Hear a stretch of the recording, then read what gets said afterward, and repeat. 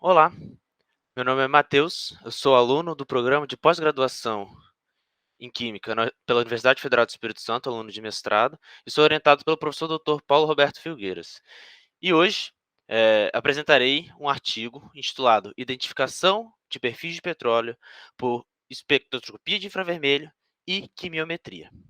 Bom, e como todo artigo, esse trabalho traz uma motivação. E que motivação é essa para que o artigo seja construído? Primeiro que para é de interesse tanto da indústria quanto dos próprios pesquisadores entender como o petróleo ou quais são as propriedades dele na rocha que o origina e principalmente porque, conhecendo essas propriedades do petróleo, nós podemos prever comportamentos durante o processo de refinaria, de transporte ou de armazenamento, principalmente para evitar problemas como precipitação de asfaltenos, corrosão de alguns materiais ou máquinas da própria refinaria, e principalmente também contaminações de alguns reagentes, principalmente catalisadores que são usados nas refinarias. Bom, e como então que a gente pode avaliar esse petróleo? Primeiro, que a gente avalia ele através das propriedades físico-químicas. Há 26 propriedades físico-químicas diferentes, todas com testes laboratoriais padronizadas, as chamadas STM. Porém, esses testes eles são principalmente trabalhosos e que demandam muito tempo. Apesar deles terem resultados confiáveis, eles demandam muito tempo e são muito trabalhosos. Por isso, há um grande aumento nos estudos que envolvem a espectroscopia para o petróleo, para caracterização ou para previsão dessas propriedades físico-químicas ou desses comportamentos do petróleo que há nessas propriedades físico-químicas.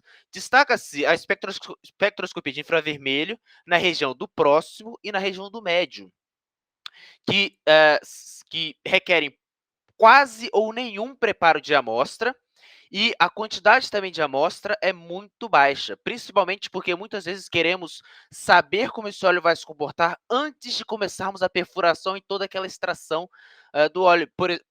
Principalmente porque se for um óleo mais pesado, não há tanta demanda voltada para óleo mais pesado, porque eh eh, os produtos que são mais produzidos através do óleo são alguns combustíveis, principalmente a gasolina. A gasolina é formada por compostos de até 8 carbonos, que são compostos leves. Em petróleos mais pesados, você não teria tanto lucro, ou tanta vantagem em extrair esse petróleo para produzir, principalmente a gasolina. Então, a gente quer saber esse comportamento do petróleo antes mesmo de iniciarmos uma extração propriamente dita. Por isso que a espectroscopia é muito indicada, primeiro pela velocidade, que eu tenho, de análise. Na parte de metodologia eu discuto quão rápido, os autores, na verdade, discutem quão rápido foi as análises espectroscópicas, e também o uso de amostra é muito baixo, porque você quer fazer uma extração ali inicial para saber inicialmente, e as propriedades fisicoquímicas, esses testes das propriedades fisicoquímicas, geralmente demandam muito volume de amostra e acaba sendo inviável realizá-las numa escala um pouco menor. E a espectroscopia permite que eu faça numa escala com volume menor, porque eu preciso de pouco volume para ter uma resposta já suficiente. Porém, para eu tratar esses dados, uma análise univariada acaba sendo quase que impossível de ser realizada. Por isso que eu associo a análise multivariada através da quimiometria. E nesse trabalho, os autores utilizam a parte de reconhecimento de padrões, que é o método KNN e o método por componentes principais, análise por componentes principais, a PCA. KNN é K vizinhos próximos, né? Que significa essa sigla KNN. São métodos que a PCA é o método não supervisionado e o KNN pode ser usado como método supervisionado ou não. Nesse artigo, eles não usam como método supervisionado. Ou seja, há separação das amostras em calibração e teste, ou de treino e teste também chamada. Então, eu forneço uma informação inicial para o modelo. Bom, então, o objetivo do trabalho foi o seguinte, foi identificar o perfis de petróleo, ou seja, essas propriedades físico-químicas ou o comportamento desse petróleo, por meio da espectroscopia de infravermelho médio, na região do médio. É interessante porque no médio eu tenho bandas muito características a diversas ligações químicas, que são ótimas para serem analisadas para saber se há ou não a presença daquela ligação que, consequentemente, daquele composto, enfim. E para eu tratar esses dados quimiométricos junto com os dados das propriedades físico-químicas, eu utilizo as técnicas de reconhecimento de padrões. Foi o que os autores utilizaram. A primeira, a PCA, para reduzir a dimensão da matriz de dados espectrais, porque a quantidade de variáveis espectrais que eu tenho no espectro de infravermelho é elevado. E às vezes não há necessidade de eu usar todas as variáveis que eu tenho no meu espectro. Eu posso reduzir. E com isso eu também reduzo o tempo e o custo computacional do meu estudo, certo? E, por fim, o KNN foi utilizado para identificar os padrões em amostras desconhecidas, principalmente em amostras de treino. E o KNN ele é utilizado logo após a PCA, como veremos aqui na metodologia. Primeiro, que 81 amostras de petróleo foram analisadas e foram feitas triplicatas dos espectros em cada amostra, ou seja, 243 espectros. A amostragem foi feita conforme a metodologia STM D58-54, então toda a amostragem também tem uma metodologia, não é feita de qualquer jeito. E o MIR, ele é da faixa de 4.000 a 650 centímetros a menos 1. E perceba aqui, é uma parte muito interessante que eu comentei lá no início. O tempo das triplicatas foi de 10 minutos, ou seja, para que eu medisse 3 espectros, eu levei 10 minutos. Ou seja, eu levaria aí, num total, se eu tenho 3 espectros, 10 minutos, se eu tenho 81 amostras, eu tenho 810 minutos. Perceba, isso dá por volta de 13 horas e meia. Perceba que, então, em um dia de trabalho, digamos assim, eu tenho 241 espectros prontos para que eu possa fazer análise. E muitas vezes as propriedades físico-químicas podem levar semanas, principalmente destilações, podem levar semanas para que elas sejam totalmente realizadas, além de demandar muito volume de amostra. Perceba que para a minha técnica espectroscópica, apenas 1 ml de amostra foi requerido para cada espectro, então um volume bem baixo, se comparado às propriedades físico-químicas. Bom, então, as propriedades físico-químicas analisadas são essas que estão listadas, foram 13, cada uma com seu método de análise padronizado. Eu tenho esse número aqui, a nomenclatura que o artigo usa lá na frente, eu recapitulo na hora de discutir, eu vou, enfim, recapitular essa nomenclatura. E perceba que eu tenho uma faixa muito ampla, uma característica muito ampla de petróleos. Eu tenho de petróleos, desde petróleos pesados, com 17 graus API, até petróleos muito leves, ditos parafínicos, com 46,3 graus API. Eu também tenho algumas oscilações, principalmente na parte de TAN, que é o número de acidez total. Perceba que eu tenho petróleos com acidez muito baixa e eu tenho petróleos com acidez muito elevada. Perceba que, para a indústria, petróleos com valores de TAN acima de 0,5 miligramas de hidróxido de potássio por grama de amostra já é considerado ácido, 0,5. E eu tenho amostras com 3,09. Então perceba que eu tenho uma faixa muito baixa de acidez, uma faixa muito elevada. Isso é interessante porque isso traz uma credibilidade maior para o trabalho e uma generalização maior para o trabalho. Perceba que eu estou numa zona ampla, então funciona tanto para esse tipo de petróleo quanto para esse tipo de petróleo. Bom, e o tratamento quimiométrico, que é a parte mais interessante da discussão desse artigo, foi feito da seguinte forma: foi feita uma PCA, primeiro para reduzir os meus dados espectrais. Uma PCA é nada mais do que uma projeção dos meus dados em componentes principais que reduzem a quantidade de variáveis, mas que mantém a relação entre as variáveis. Isso é feito através de scores e pesos, ou loads, do inglês. E o KNN, eu meço a distância euclidiana, ou seja, a norma do vetor, de um vetor formado por uma amostra A e uma amostra B, denominada como aqui XA e XB, e eu meço essa distância. E as amostras que apresentarem a menor distância euclidiana, eu considero como um vizinho mais próximo. Eu posso medir os 5 vizinhos mais próximos, 10 vizinhos mais próximos. Bom, espera-se que esses vizinhos tenham características semelhantes, certo? E como o KNN é feito após a PCA, ou seja, os scores da PCA eu utilizo no KNN, eu espero que essas amostras que estão mais próximas tenham características semelhantes. É isso que nós discutiremos na parte de resultados. Agora, na parte de pré-tratamentos, que também é uma parte muito importante para o estudo quimiométrico, o espectro MIR foi tratado com o SNV, Standard Normal Variate, e depois o espectro foi centrado na média para a PCA. Perceba que o SNV é utilizado para corrigir qualquer variação na linha de base, que geralmente é causada por desvios da luz, ou melhor, da radiação eletromagnética que foi incidida, ou então por alguma emulsão, que é muito comum o petróleo apresentar água emulsionada em óleo ou óleo emulsionado em água. E o conjunto das propriedades fisicoquímicas, dos dados das propriedades fisicoquímicas, foi autoescalonado. Principalmente por quê? Porque a diferença de grandeza, eu vou até retornar para essa tabela, a diferença de grandeza entre uma propriedade e outra é muito grande. Perceba, eu tenho um valor de 46,3 de grau API. E o maior valor, por exemplo, para o teor de enxofre é 0,8. Então, perceba essa diferença de grandeza muito grande. Então, é interessante eu autoescalonar esses dados. E é exatamente o que os autores realizaram. Depois, a matriz de scores foi utilizada na construção do KNN, e, por fim, os resultados do MIR foram comparados com os resultados das propriedades fisicoquímicas para estudarmos se a espectroscopia do MIR é capaz de prever essas propriedades fisicoquímicas. Ou melhor, prever esses comportamentos que as propriedades fisicoquímicas buscam. Enfim, partindo então para os resultados, é interessante primeiro. A primeira coisa que, quando a gente olha para esse espectro, é justamente essa mudança na linha de base que tem aqui. Durante todo o espectro, você vê uma mudança na linha de base. Agora, no gráfico B, a gente já observa que essa linha de base é mínima ou quase ou zero ou mínima, justamente pelo tratamento com SNV. E o SNV ele não preserva a relação de área e pico.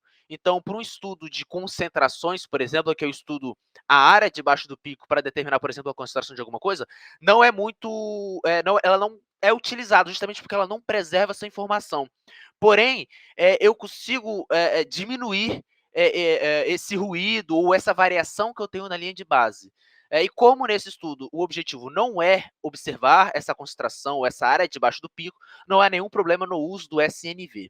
Bom, olhando para o espectro, eu tenho algumas regiões interessantes que valem ser destacadas. Primeiro, um estiramento que existe na ligação CH, que ocorre, e ele é bem característico, perceba, é com maior intensidade, com maior absorbância, desculpa, entre 3.000 e 2.700 centímetros a menos 1, que é característico a carbono ligado a hidrogênio, a ligação carbono-hidrogênio.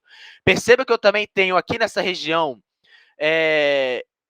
estriamentos OH, só que de compostos ácidos, não confundir com o OH da água, certo? De compostos ácidos, então, a princípio eu não consigo ter uma distinção, por isso também o estudo quimiométrico, não basta só eu olhar o espectro e tentar avaliar.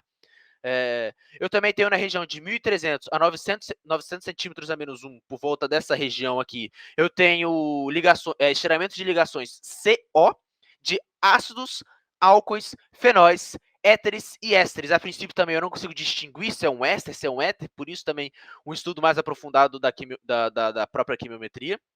É interessante nesse caso.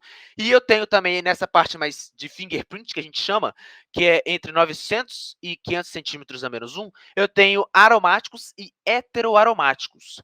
É a região referente a esses compostos. E perceba também que é muito interessante em 3.600 e 3.200 centímetros a menos 1, por volta dessa região aqui onde eu estou circulando, que a ausência de estiramentos NH e OH. Isso indica ausência de água, principalmente a ausência de água. Ou então, o equipamento não tem a sensibilidade suficiente para detectar essa banda, mas é mais provável que seja a ausência, porque é uma banda muito característica, essa banda de OH, você vê ela com muita intensidade. Bom, agora passando para a quimiometria, a PCA, aqui a gente tem na figura 2, na verdade, a variância explicada para as duas PCAs que foram construídas. 10 variáveis latentes explicaram 100% dessa variância. Para o espectro de MIR, para, né, a PCA construída para o espectro de MIR, que é a figura A, 5 componentes principais retém ou explicam 93,3% da variância. Já é um valor muito aceitável, um valor muito elevado. Para as propriedades físico-químicas, que é o meu gráfico B, 5 componentes principais retêm 86,7% da minha variância. Bom, nas figuras 3 e 4, eu tenho um plot. Perceba que a figura 4 nada mais é do que um recorte da figura 3. Na figura 3, eu tenho um gráfico 2D dos scores, utilizando apenas as duas primeiras componentes principais, que já explicam aí 80% da minha variância. Da PCA com os dados de MIR. Perceba que em vermelho eu tenho as amostras de teste e em preto eu tenho as minhas amostras de calibração. Aqui a gente pode ver alguns agrupamentos. Perceba as amostras T1, T3, T4, T11, T11, T6, T12, T10, T7, enfim, todas as amostras elas estão apresentando alguns agrupamentos. Então a gente espera que essas amostras mais próximas tenham características semelhantes. E na figura 4 eu tenho o isolamento dessas áreas por essas eclipses que circulam, ou melhor, né, que formam ou que fecham num grupo as amostras mais próximas. Perceba que essa eclipse com a amostra T4 no centro, eu tenho T3, T1, que são as amostras de teste próximas a ela, que esperamos ter características semelhantes. A amostra 1 é a amostra 54, a amostra 55, e a gente tem essas eclipses para todas as amostras de teste.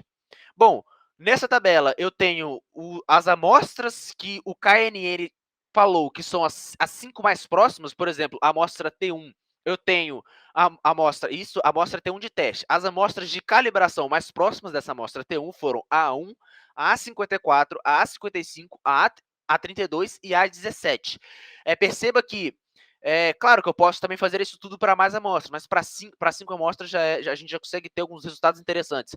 E o asterisco que eu tenho nessas amostras que apresentam os característicos são amostras que não estão entre os vizinhos mais próximos pelo modelo KNN. Essas amostras são as amostras que estão dentro dessas eclipses, certo? São as 5 amostras mais próximas dentro dessa figura que eu apresentei no slide anterior.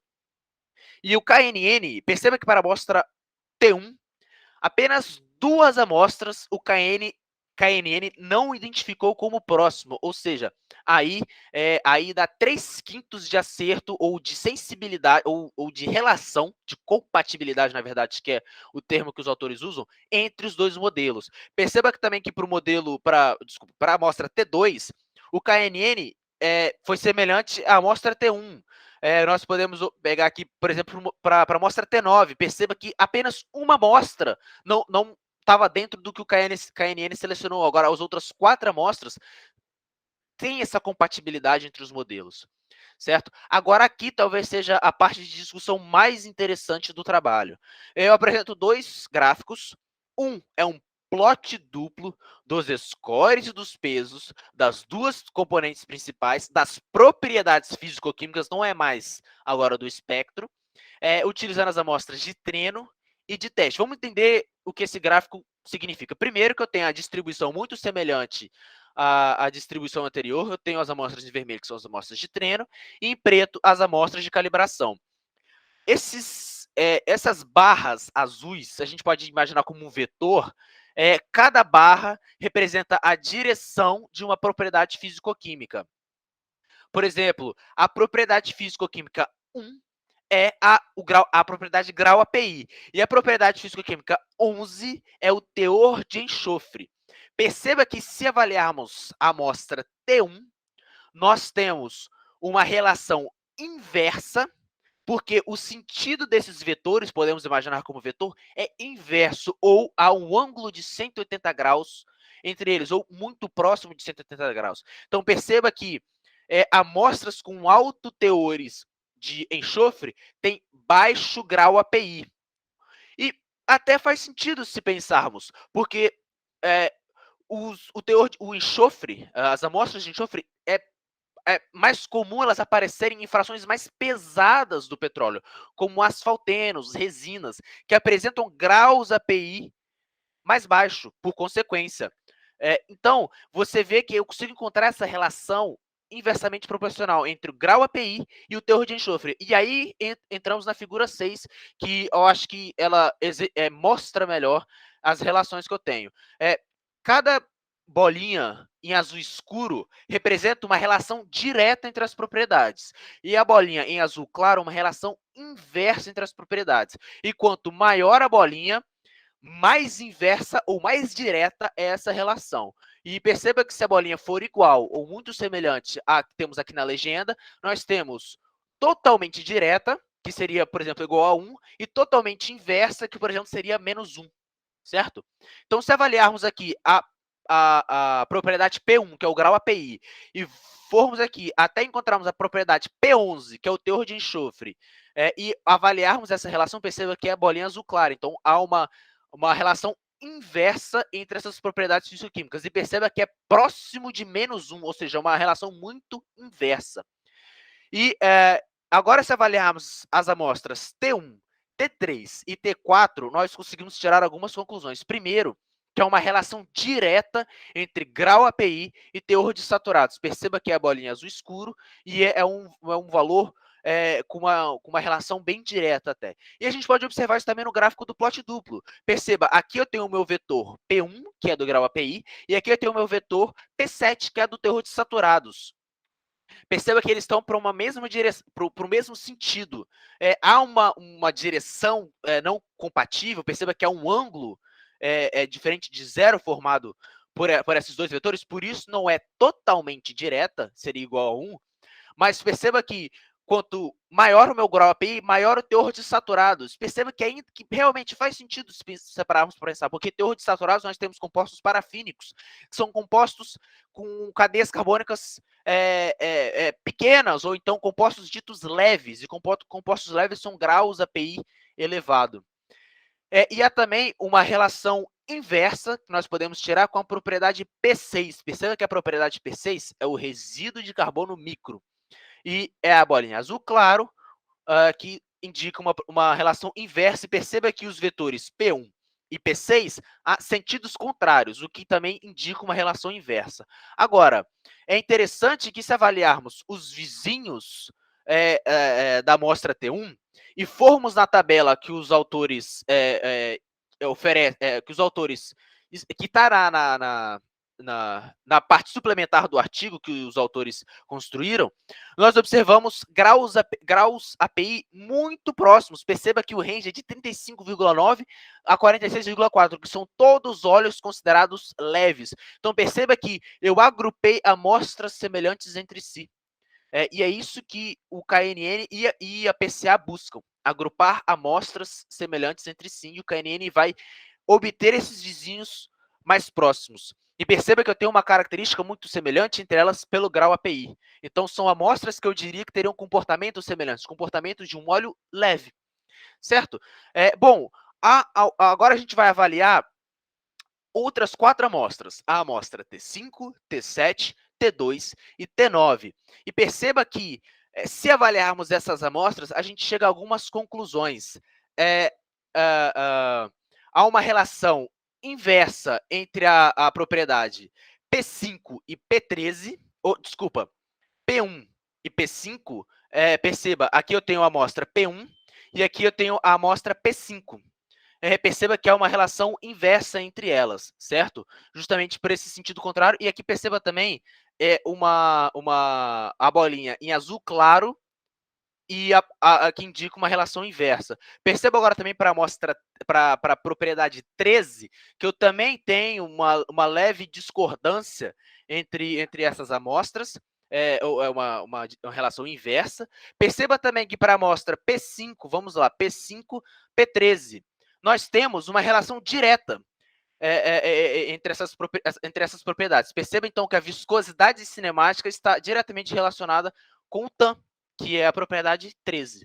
Algumas outras conclusões que nós podemos tirar é o teor de aromáticos, que é a amostra P8 aqui. A propriedade P8, perdão. Há uma relação inversa entre o grau API. Bom, e é interessante porque essas amostras apresentaram todas que estão agrupadas ali num ponto semelhante do espectro, ou seja, que tem as projeções dessas amostras, as componentes dessas amostras, que estão no meu gráfico de scores, eles estão muito próximos entre si. Então, você espera que elas sejam semelhantes entre si. E perceba que todas apresentaram altos valores de acidez. É interessante esse estudo porque, como eu comentei lá no início, teores de acidez maiores que 0,5 já é prejudicial para a indústria. Então, se eu conseguir agrupar e identificar amostras que apresentam alto teores de acidez, eu consigo eliminá-las ou fazer um tratamento para que eu diminua esse alto teor, que eu neutralize essa acidez. Bom, por conclusão, então, os autores chegam na seguinte, que a associação da espectroscopia de infravermelho na região média com métodos multivariados de reconhecimento de padrões, a PCA e o KNN, constitui uma ferramenta eficiente para a identificação de perfis de petróleo. Dos 5 vizinhos mais próximos, pelo menos 3 foram compatíveis usando o espectro MIR e as propriedades físico-químicas do modelo KNN. Isso mostra uma compatibilidade geral de 66,7% entre os modelos. E 4 amostras apresentaram 80% de compatibilidade entre os modelos. Isso significa 4 amostras de 5 foram identificadas corretamente pelo KNN e pela PCA. Bom, então, essa metodologia prevista nesse artigo permite a previsão da qualidade do petróleo de forma rápida e com pouca quantidade de amostra. Essa é a parte mais importante, é a velocidade que eu tenho em obter esses espectros MIR e na quantidade baixa que eu preciso de amostra. 1 ml de amostra eu já tinha um espectro MIR inteiro. Muito obrigado.